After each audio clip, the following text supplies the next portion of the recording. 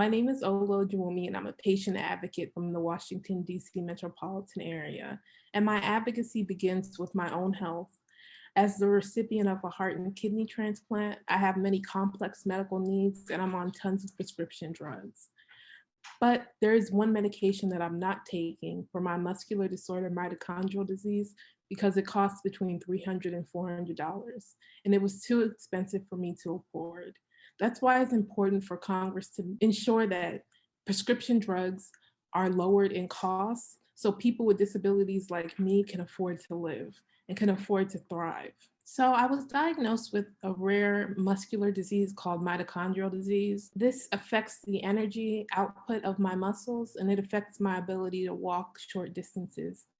And I use a wheelchair as a result. And there are tons of medications out there to treat mitochondrial disease, and I can't afford them. A few years ago, I was prescribed a multivitamin compound, and it cost between $300 and $400 to take.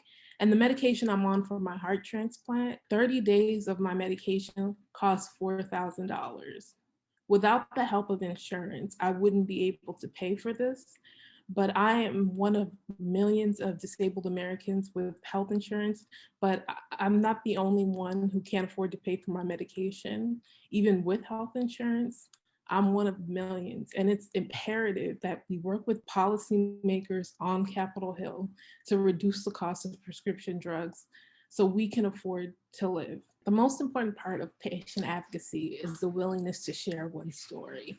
It's hard to be vulnerable and share your struggles with others, but it's important for this movement for you to share your story and come forward.